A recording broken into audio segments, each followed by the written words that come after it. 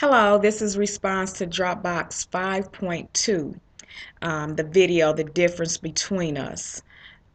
The question here asks, my response to the question is, the illusion of race has played a very significant role in leading us to our racialized society. There are some things that cause me to say very significant influence. One, the illusion of race has caused us to justify. It has caused us to have an illusion of superiority, and it has caused us to inaccurately interpret scripture. Um, if we have visual differences and we believe in biological differences that are based on tainted or inaccurate evidence, then we justify our actions of how we treat others and how we create this racialized society. If we have an illusion of superiority, the mindset is that because we look different, we must be different, and because we're different, I must be better because I'm doing better than you by our society's standards. So I believe that this illusion of race has caused individuals to have this illusion of superiority when in fact we're all created in the image of God, and he sees us as the same. Also, uh, the illusion of race has caused us to misinterpret scripture. A lot of people rely on the story of Noah and his son Ham, and how Ham's children were cursed, and how this was justification of slavery. And there's been extensive research that indicate that this interpretation is inappropriate, out of context, and the time has expired on that mindset.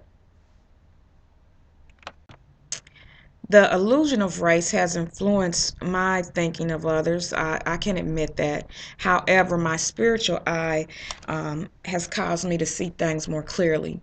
When I was a child, I used to think that, for the most part, that white people were unusually cruel and mean, but I don't see things that way anymore. I see them more through a spiritual eye, and I consider that a blessing. I understand that the scripture tells us that through Noah, three races were developed through his three sons, but I also understand that we're made in his image.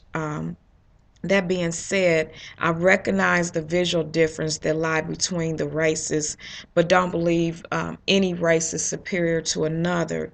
I believe that some have more advantages than others, but not superior. I've experienced the ugliness associated with our racialized society, and see it as being used as a means for oppression.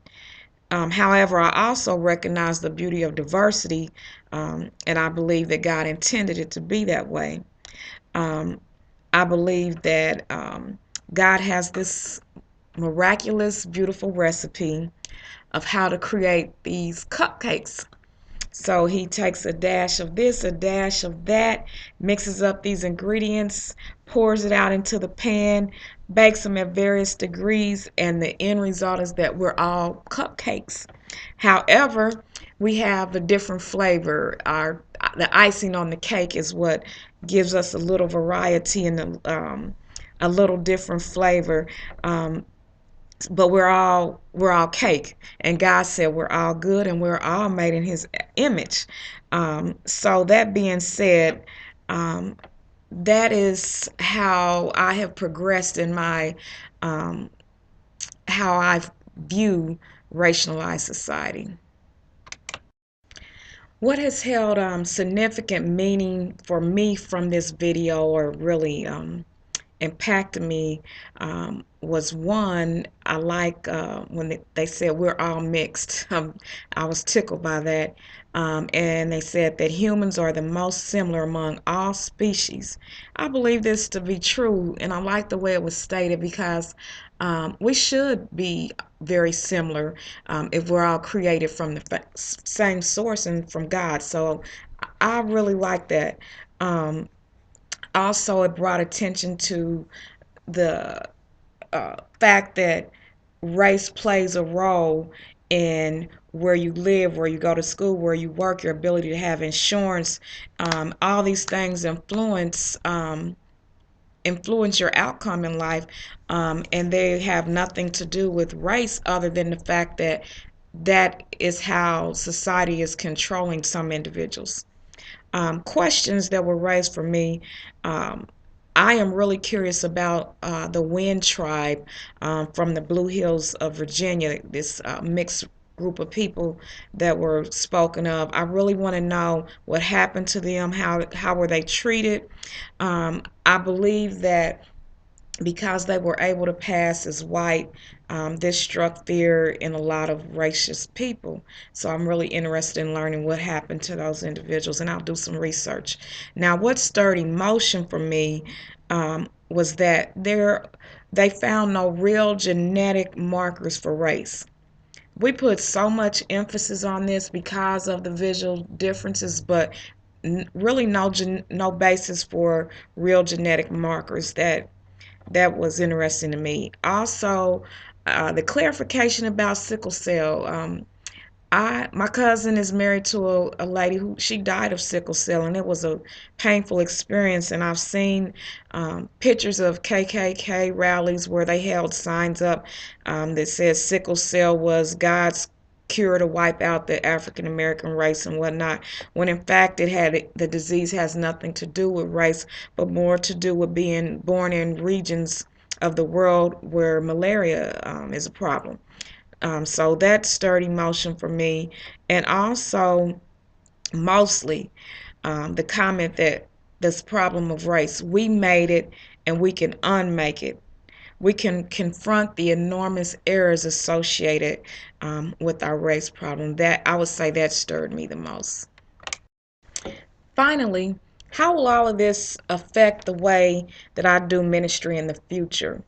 I believe that educating people within my racial heritage as well as outside of my race is very significant. Education and action is how I would summarize it. I believe it is important to find a way to challenge and correct people's beliefs about the biological connection to race, to help people understand how similar we really are and to yet still appreciate our differences.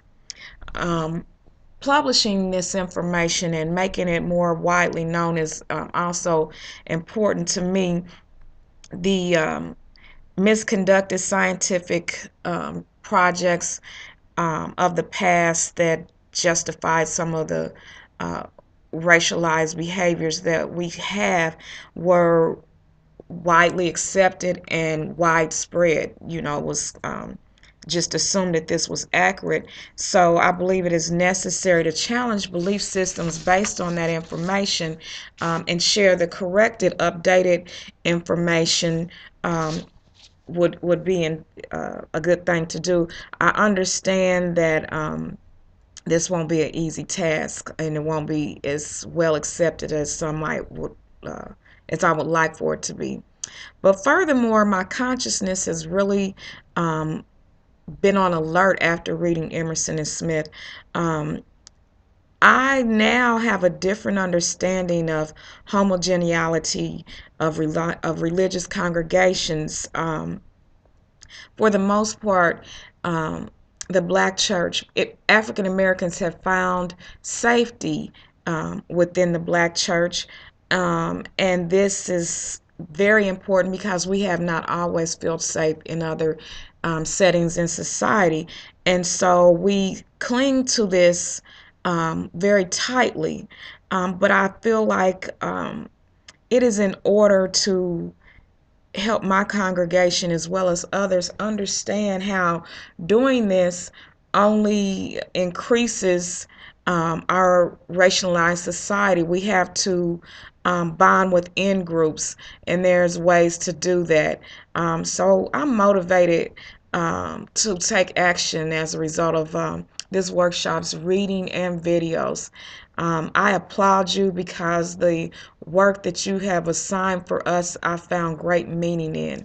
And I thank you for this awesome learning experience.